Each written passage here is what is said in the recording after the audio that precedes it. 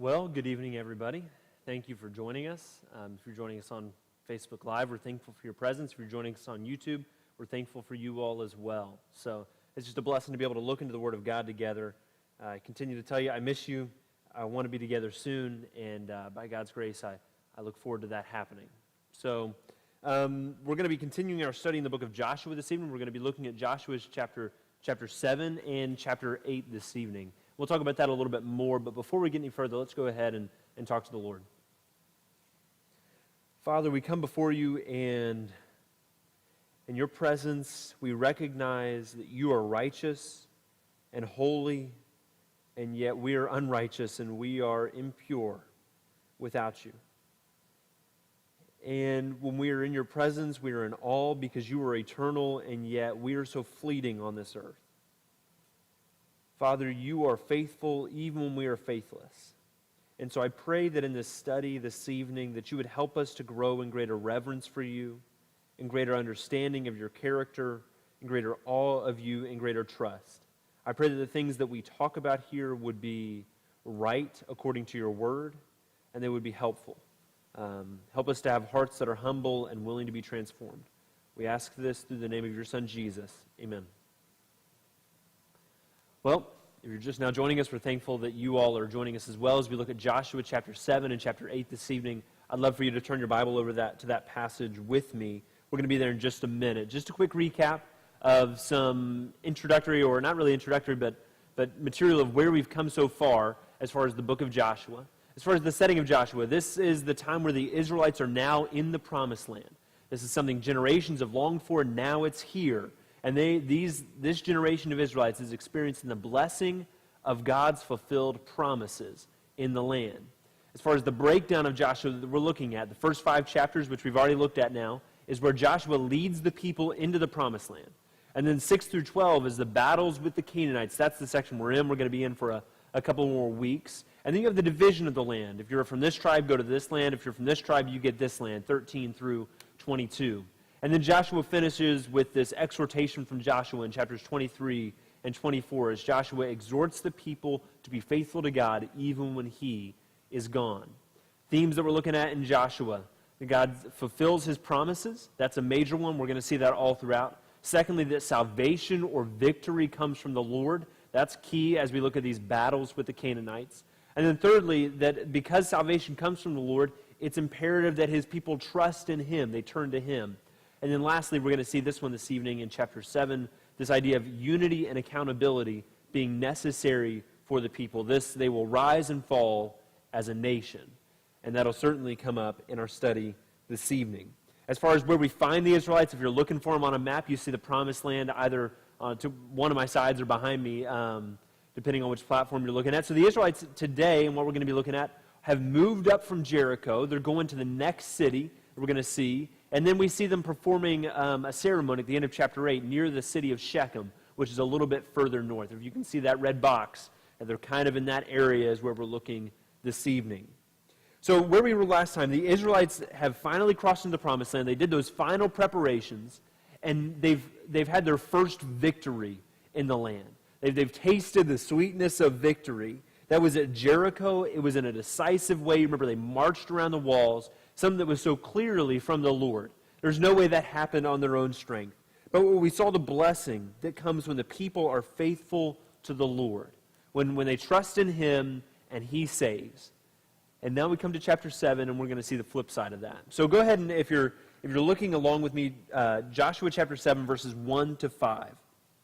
Joshua 7, 1 to 5. It says, "But the sons of Israel had acted unfaithfully in regard to the things under the ban. For Achan the son of Carmi, the son of Zabdi, the son of Zerah, from the tribe of Judah, took some of the things under the ban. Therefore the anger of the Lord burned against the sons of Israel. Now Joshua sent men from Jericho to Ai, which is near Bethaven, east of Bethel, and said to them, 'Go up and spy out the land.' So the men went up and spied out Ai. They returned to Joshua and said to him, 'Do not let all the people go up. Only about 2,000 or 3,000 men need to go up to Ai. Do not make all the people toil up there, for they are few.' So about 3,000 men from the people went up there, but they fled from the men of Ai. The men of Ai struck down about 36 of their men, and pursued them from the gate as far as Shebarim, and struck them down on the descent, so the hearts of the people melted and became as water. If you're just now joining us, Joshua chapter 7, verses 1 to 5 right now. So what you see in verse 1, we get some insider information that Joshua and the rest of the people are not, they're not in on this yet. We're going to see that coming later on. But with the end of chapter 6, you would have never expected the beginning of chapter 7. Chapter 6 ends, the Israelites are on this mountaintop, it seems emotionally, as they've gained this victory, and God is on their side, and Joshua is exalted in the eyes of all the people. But chapter 7 shows us that there was unfaithfulness among the people. Achan, or Achan, or however you want to say that, he was one of the Israelites. He had taken some of the spoil or plunder from the city of Jericho, and they were commanded not to do that. And so you see the consequences of coming up. So I think one of the things that we need to recognize, if you're joining us and you weren't there last time, perhaps you're not familiar with this, but why is that such a big deal? We talk about in verses 1 and 2 that Achan had taken some of the spoil from Jericho. What was the big deal behind that? Well, God had commanded the people in chapter 6 that all of the spoil from Jericho, when they defeated that city, was to be devoted to the Lord. It was all the Lord's. And why is that? Well, we talked about the fact that the first fruits always go to God. And so what you see in Achan is, one, he just disobeyed the commands of God. Secondly, he robbed from God. He stole from the Lord in this. And so that's what makes this a big deal, what you see from Achan. But nobody else knows about that yet, other than Achan and perhaps his family, and now we're in on it as well. So they've left Jericho. They come to this next city of Ai or Ai. Once again, another thing you could say it so many different ways. And Joshua sends some spies up to that city to check it out and see maybe some reconnaissance what they ought to do. Those spies come back and they say, it's a small city, it's easy to take, don't weary the whole army going up there, just 2,000 to 3,000 men will do. And so Joshua sends up 3,000 men to Ai. And I think there's a couple ways of taking that thing where they think you just 2,000 to 3,000 men. We know what happens there. It may seem brash or perhaps overconfident. You think about how they've been doing in a military sense recently. They've been doing pretty well, so perhaps they just felt like they're on a winning streak. They're going to continue that. They did pretty well at Jericho several weeks before that. On the east side of the Jordan River, they defeated Sihon and Og, kings of the Amorites over there. I think it's also possible that the reason these spies and Joshua felt like they only needed 2,000 to 3,000 men was because they knew with the Lord on their side that they didn't need to send a full army up there. It wasn't dependent upon the size of their army, which certainly would be true. Whatever the case is in that, their motives or whether this is right or wrong, they don't consult the Lord at all in this section. And so 3,000 men go up to the city, and they're defeated at Ai. And in fact, they fled from before the people of Ai, and 36 men of Israel were killed. Now, I don't know, maybe you're like me when you hear 36 men die. I mean, that's a bad thing, but that's not a lot of casualties when you think about the army size or wars and the way those typically go. Of course, unless you're one of those 36 men, then this is obviously a big deal. But the Israelites hadn't been losing any troops. They hadn't lost, from what we can tell, a single soldier in any of their battles. And so this is just a shocking defeat. This is a great loss to them. And notice in verse 5, what is the response of the Israelites? What's the reaction to this defeat? In verse 5, it tells us that their hearts melted and became like water. Does that phrase sound familiar, their hearts melted at all? I mean, how quickly the tables have turned here. In Joshua chapter 2 and verse 11, Rahab told us that the people of the land, their hearts, the Canaanites' hearts had melted before the Israelites. In chapter 5, verse 1, we see that again about the Canaanites, that their hearts had melted before the Israelites. But here, it's a reversal. Now the Israelites are the ones who are scared. They are panicking because of this unnerving and unexpected defeat. And so definitely a reversal in what you see in verse 5. So Joshua is going to approach the Lord about this. Look at verses 6 through 9 with me. Joshua chapter 7, if you're just joining us, verses 6 through 9. He says here, Then Joshua tore his clothes and fell to the earth and on his face before the ark of the Lord until the evening, both he and the elders of Israel. And they put dust on their heads. Joshua said, Alas, O Lord God, why did you ever bring this people over the Jordan only to deliver us into the hand of the Amorites to destroy us? If only we had been willing to dwell beyond the Jordan. O Lord, what can I say, since Israel has turned their back before their enemies? For the Canaanites and all the inhabitants of the land will hear of it, and they will surround us and cut off our name from the earth. And what will you do for your great name? And so Joshua and all the elders of the land, they tear their robes, a sign of mourning and distress, and they fall on their faces until the evening.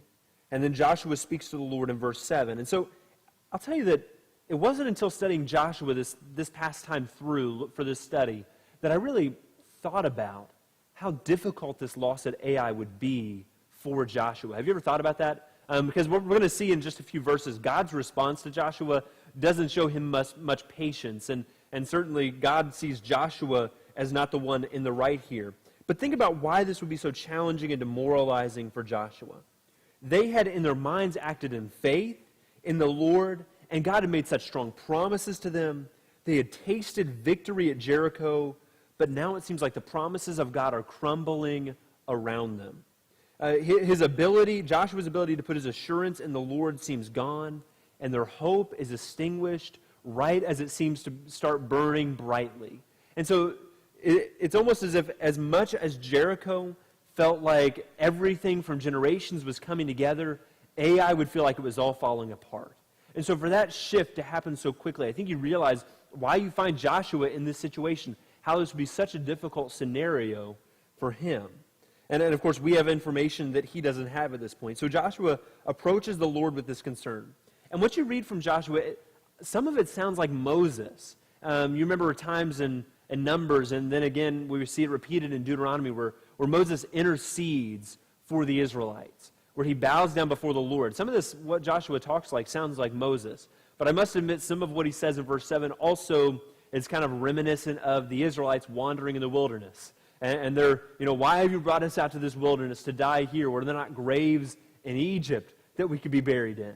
And so either way, I think you can see some similarities to either one of those attitudes. In verse 9, Joshua seems to be concerned for Israel's continuation as a nation. He sees that as threatened.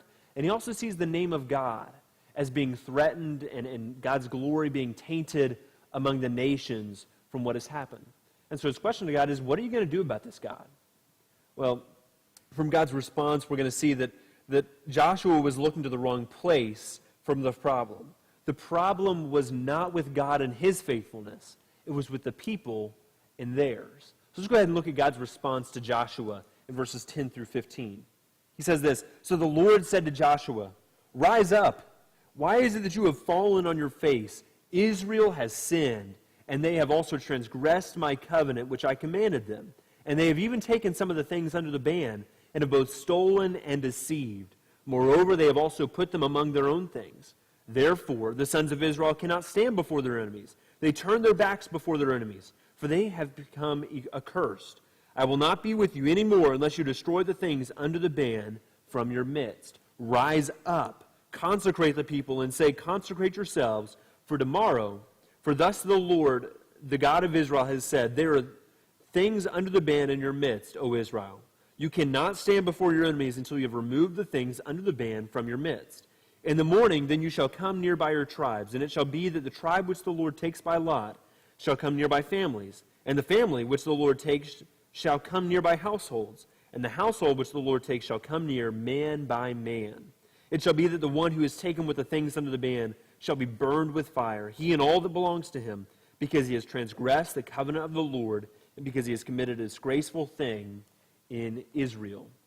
So if you're just joining us, Joshua 7, 10 through 15, God's response to Joshua. And so in verse 10, it doesn't seem like God has much patience for Joshua like we said. And I think this is right on the place of the Lord. He says, get up. And in verse 11, God is clear about what the problem is. Israel has sinned. And in fact, he's very clear and expressive in the way that he talks about that. They have transgressed. They have taken. They have stolen. They have deceived. There's no confusion on the Lord's part about what's happened here.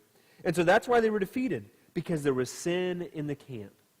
And so what God calls for the people to do is they need to consecrate themselves, because on the next day, God is going to, through this process of casting lots, decipher which family it was, show them which family or person it was who had committed this sin in Israel, and then that person would have to be thoroughly punished for their sin. And so I think once again, as we step back and look at this, you see the emphasis on holiness for the people of God. Their separation from sin is a key to the Lord. He is a holy God, and so they must be a holy people. And I think you also see the connection between God's grace and their faithfulness played out here as well. You know, they would win battles by the grace of God. There's no doubt about that. It was by the strength of the Lord. Victory came from Him. But they needed to be faithful to Him as well. Their actions played a part both positively and negatively. You see that in Jericho positively, and now here at Ai negatively. But I think about it. I think we are so easily Joshua, aren't we? At times we assume that we know the full story and all of the problems when we don't. Perhaps more often we need to look into ourselves. And we need to see whether there's sin or problems in our own camp, inside of ourselves, or in people around us, instead of looking outward, or certainly instead of blaming the Lord. Perhaps we're the ones that need to change or fix something. And certainly I think what we need to do is we need to humble ourselves. We need to realize that we don't always know all of the reasons for a seeming injustice. You notice Joshua sees something that does not seem just to him, but he didn't have the whole story. He didn't have the whole picture. We need to humble ourselves to realize more oftentimes we're like Joshua here. We don't have the full picture. We don't have the whole story. And so God has called for Joshua, told him what he needs to do. Let's see what Joshua does. We'll go ahead and finish out the chapter here, a little bit longer, but stick with me here. Joshua chapter 7, 16 through 26. It says, "So Joshua rose early in the morning and brought Israel near by tribes. And the tribe of Judah was taken. He brought the family of Judah near, and he took the family of the Zerahites, and he brought the family of the Zerahites near, man by man. And Zabdi was taken. He brought his household near, man by man. And Achan, son of Carmi, son of Zabdi, son of Zerah, from the tribe of Judah, was taken. Then Joshua said to Achan, my son, I implore you, give glory to the Lord, the God of Israel, and give praise to him. And tell me now what you have done. Do not hide it from me. So Achan answered Joshua and said, Truly I have sinned against the Lord, the God of Israel, and this is what I did. When I saw among the spoil a beautiful mantle from Shinar, and 200 shekels of silver, and a bar of gold, 50 shekels in weight, then I coveted them and took them. And behold, they are concealed in the earth inside my tent with the silver underneath it. So Joshua sent messengers, and they ran to the tent, and behold, it was concealed in his tent with the silver underneath it. They took them from inside the tent and brought them to Joshua and to all the sons of Israel, and they poured them out before the Lord. Then Joshua and all Israel with him took Achan the son of Zerah, the silver, the mantle, the bars of gold, his sons, his daughters, his oxen, his donkeys, his sheep, his tent, and all that belonged to him, and they brought them up to the valley of Achor. Joshua said, Why have you troubled us? The Lord will trouble you this day. And all Israel stoned them with stones, and they burned them with fire after they had stoned them with stones. They raised over him a great heap of stones that stands to this day. And the Lord turned from the fierceness of his anger. Therefore, the name of that place has been called the Valley of Achor to this day. And so I realize a lot of information. If you're just joining us, Joshua 7, 16 through 26. And so Joshua in verse 16 gets up very early the next morning to take care of this. He doesn't procrastinate. I was just reading in Psalm 119, verse 60. I think it was this morning. And the psalmist talks about how he quickly goes about fulfilling the commandments of God. You see that from Joshua here. And so he goes about doing this the way that God had said. And think about how dramatic of a method this would have been to figure out who'd done it. Everybody would be in anticipation. There would be a tenseness amongst the people.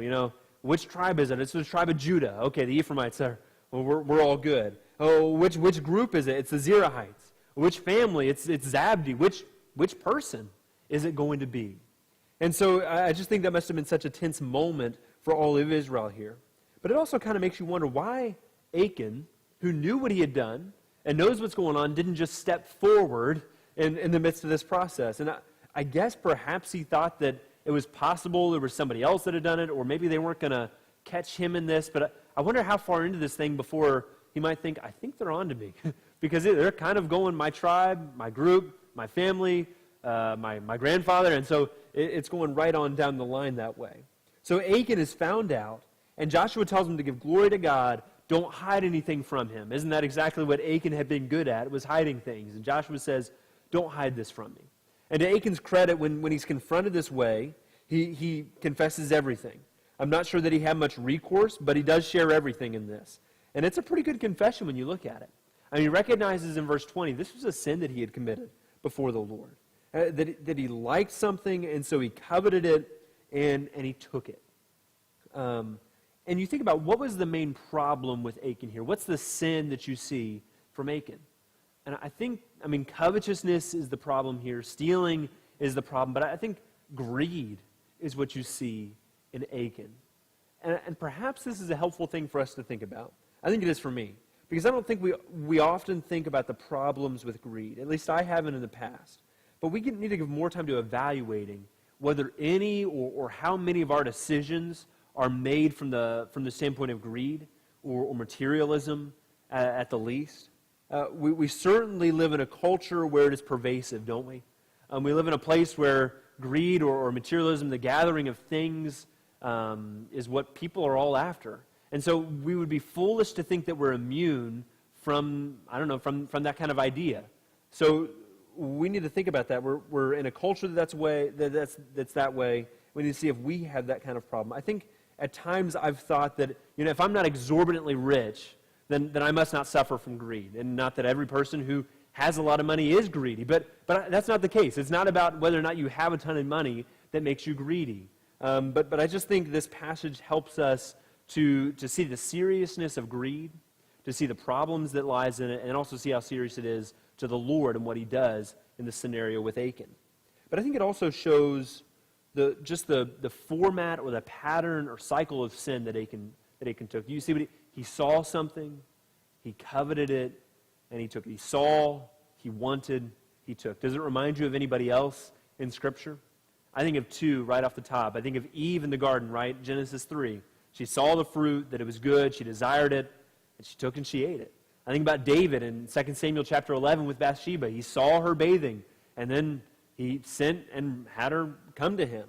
And so I think that is the normal format or cycle of sin. And so often, and too often, we handle temptation just like Achan, don't we?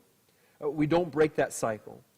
It's okay for us to be tempted to do something, to see something and to realize, wow, there's a part of me that is drawn to that. There's nothing wrong in being tempted in and of itself. But I think too often we just take something because we saw it and we wanted it. And that's just the way things go. We see, we want, and so we take. And we just don't have any resolution. We don't break that cycle. We need to be more resolved against temptation, and we need to turn to the Lord. I was reading in Proverbs 24, verse 10. It says, if you faint in the day of adversity, your strength is small.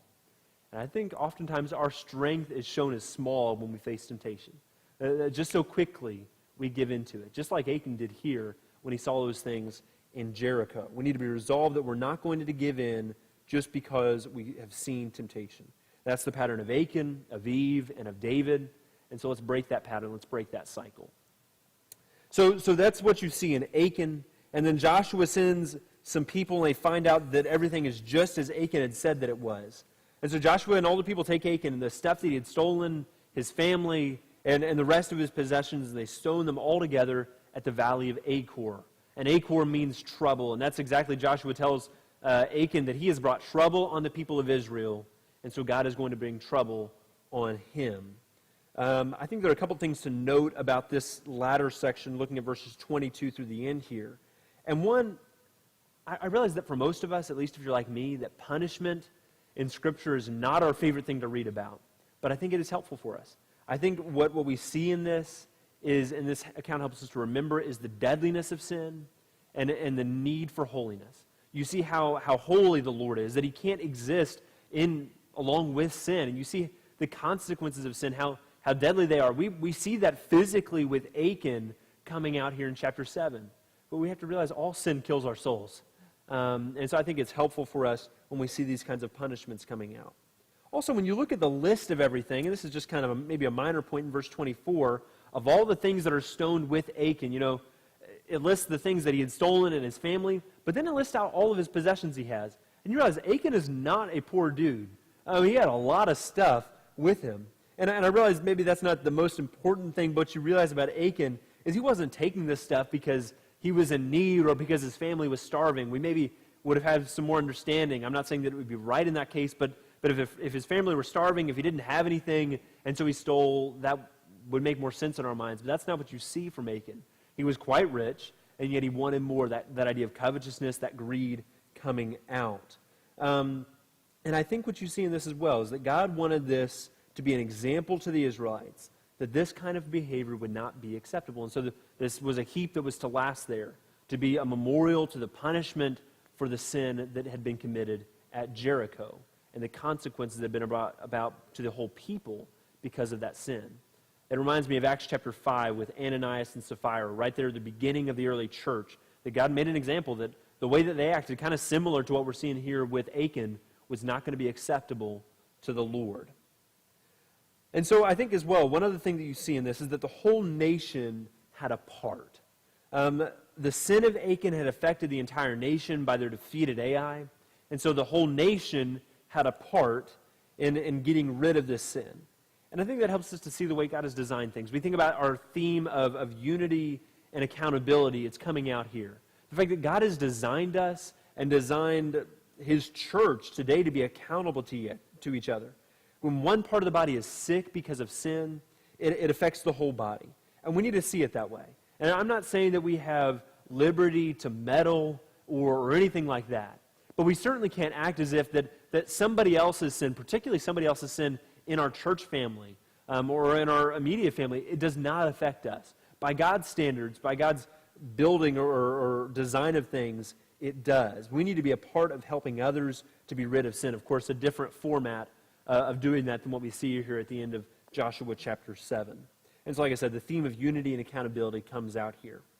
Some questions come up about Achan's family. Why were they stoned as well with Achan? I'm not sure that I have totally good reasons for that. A couple possibilities. One, these things were hidden in Achan's tent. It's highly possible that his family were in on this. They knew what had happened. They knew what he had done, and they didn't turn him in. So there's a possibility of that. And it's also possible that in this you just see the consequences of sin. And the fact that our sin has negative effects on others. You think about how that happened with Achan's sin. It affected those 36 other men that died at the defeat of Ai. I think it's a helpful, no matter what, it's a helpful reminder of the consequences our sin can bring, not only to ourselves, but also to others. So in chapter 7, we get this flip side of the lack of faithfulness. Chapter 6, people are faithful at Jericho, at least until the end of it, and you see the victory. And here you see their lack of faithfulness and defeat. And so I think it's helpful for us as we look at these battles to see things that way. Let's go ahead and move into chapter 8 as the people approach Ai for the second time. Let's go ahead and look at chapter 8, verses 1 to 8. Joshua chapter 8, verses 1 to 8.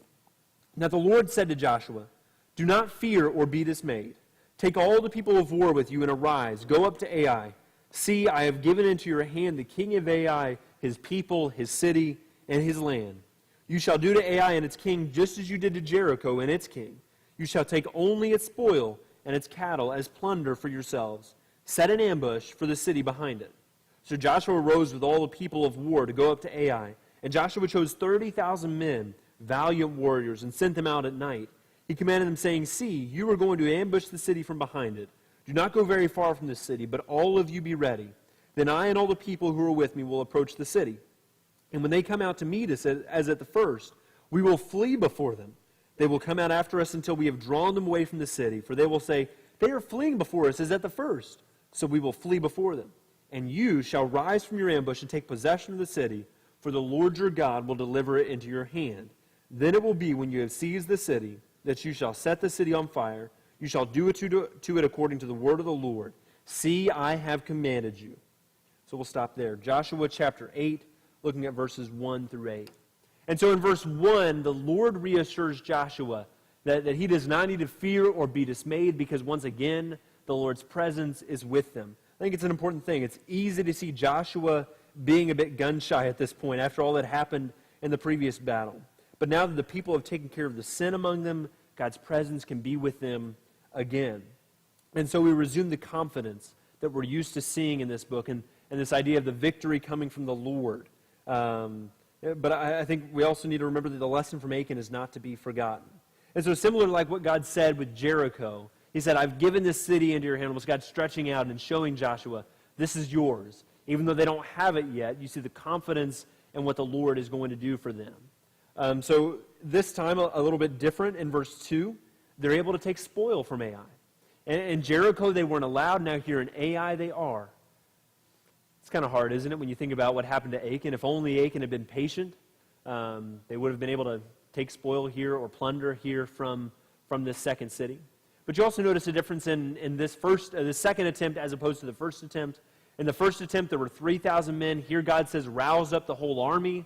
The whole army goes up, and then 30,000 men, as opposed to 3,000 men, are chosen for a particular task here. I think that's definitely a contrast worth noting. And so this time what they're going to do, they're going to set an ambush behind the city to kind of be a surprise attack.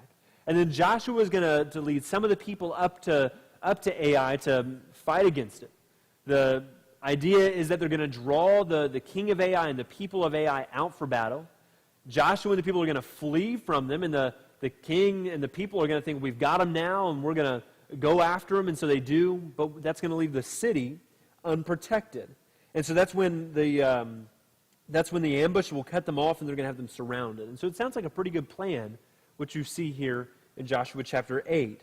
And I think it's so different from what we saw at Jericho, isn't it? Of course it is, from marching around the walls. And what you see in that is that God is not limited to one method to accomplish his will or his desires. He can do this in multiple different ways. He's not tied to one singular approach. I want you to note verse 7, just briefly, as he says, for the Lord your God will deliver it into your hand. That's something that we see continually in Joshua. It's one of our themes. Salvation is from the Lord. Deliverance, victory comes from God. And that's what God says is going to happen. That's what Joshua says is going to happen here. So in 9 through 17, we're not going to read that section, but it happens just as Joshua had predicted. It was pretty effective. They set the ambush, and the king of Ai, along with all of his people, were more than eager to come up to give them what for a second time around. And so they come before them. Joshua and the people fled, but seemingly getting caught up in the moment, the king of Ai and his people just rush out after them, leaving their city completely unprotected, as had been predicted. And so we come to chapter 8, verses 18 through 29. Just read this. I realize, once again, it's a little bit longer of a section. Joshua chapter 8, verse 18. And the Lord said to Joshua, stretch out the javelin that is in your hand toward Ai, for I will give it into your hand. So Joshua stretched out the javelin that was in his hand toward the city.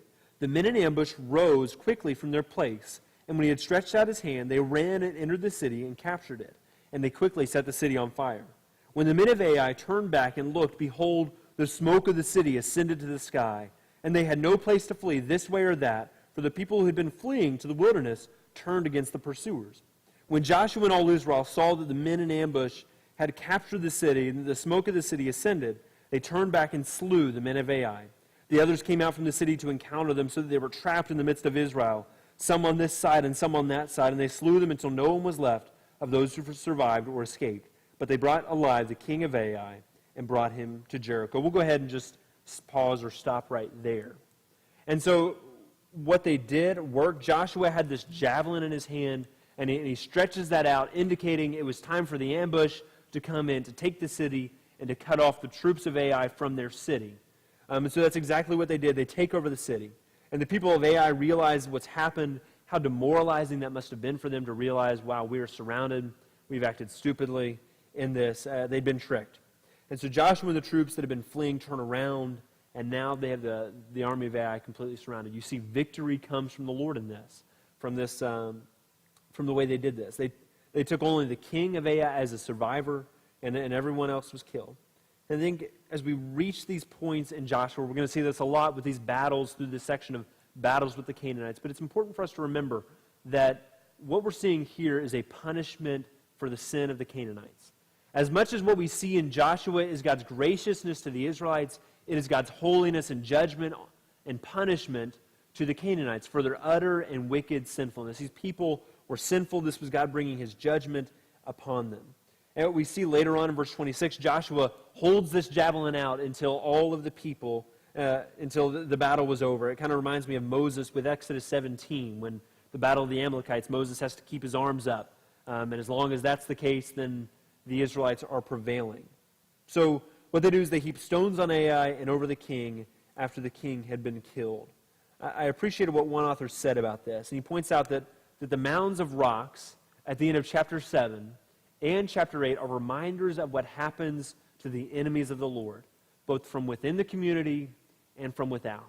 And so we get these two memorials, that one in Achan at the end of chapter 7, what happens with sin that's in the camp, what needs to happen with that. But also here in chapter 8 with those that are outside of the Lord and his enemies. In chapter 7, it is a reminder of the consequences of sin and the embarrassment of their defeated Ai. And here in chapter 8, it celebrates the victory of the Lord for his people. So as we finish out, Joshua 8, 30 through 35, it switches scenes a little bit.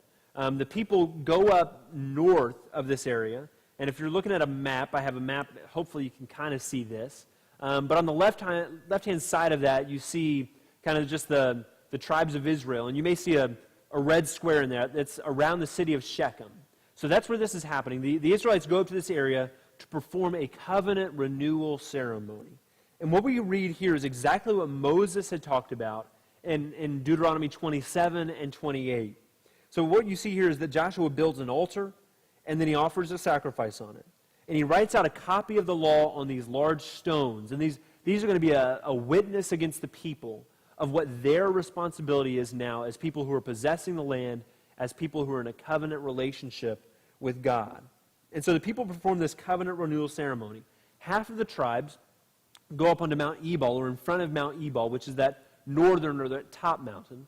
And half of the tribes go to Mount Gerizim, which is that southern mountain, so a little bit lower down on the screen. And so half of the tribes in either place, and they're going to perform this ceremony where the tribes on Ebal are going to speak the consequences, the curses of disobeying the laws of God. And the tribes on Gerizim are going to speak the blessings of obedience to the Lord. And so what you see in this is all the people are recognizing, look, if we follow the Lord, this is what's going to happen to us. And if we don't, this is what's going to happen to us. And you can't claim that you're ignorant after you've performed this kind of ceremony. The people are joining themselves to the law of God. They're joining themselves to the covenant with God. And so Joshua in this text reads all of the law to the people, men and women, foreigners among them. You think about Rahab and her family, and even down to their children are present for this. The people needed to know the law. They needed to impress the law of God on their hearts. They needed to impress upon their minds both the consequences of obedience and disobedience. And what you see in this as well is that this covenant with God is not something that just belonged in Egypt. It's not something that just belonged in the wilderness. It belonged right here with this generation. It was not a covenant of the past with their parents, a covenant rather of now. And so that's what we see in Joshua at the end of the day of Joshua chapter 8. So as kind of a recap in Joshua 7, we see that there's sin in the camp. The people were defeated at Ai because of that. We see the impact and the consequences of sin. We see God's call to holiness for his people and the need for people to handle the sin that was within them, regardless of whether or not they were the ones that had originally committed the sin. And then in Joshua chapter 8, we see the victory at Ai, the flip side, the blessing and deliverance that comes from the Lord when the people are faithful. Things are back on track. The Israelites are back to being victorious. They've renewed their covenant with God. It is personal. It's not merely their parents' faith. And I think as we go throughout Joshua, though, and the people need to remember, and we need to remember, to not forget the lesson of what we saw with Achan and the problems that come with sin among the people. That's all that I have for us this evening. Next week, we're going to be looking at chapters 9 and 10. More difficulties come up, more questions, and more victories as they continue to fight the Canaanites. I hope these things are helpful for you as they've been helpful for me to study. If you guys have any questions, comments, any spiritual needs at all, prayers, whatever, we'd love for you to reach out to us, whether it's here at the church building, our phone number's up here on the screen behind or beside me, or whether it's me personally. Feel free to reach out to me via text or phone call or email or Facebook Messenger if you're looking at Facebook right now. I'd love to help you in any way that I can. Like I said, I hope these things have been beneficial to you, and I look forward to studying with you next week if God wills. We hope that you join us for our continued studies. We have one tomorrow night, David Norfleet studying and then as well on Saturday, and then, of course, our sermons coming this upcoming Sunday. I hope that God blesses you in the week to come. Thank you.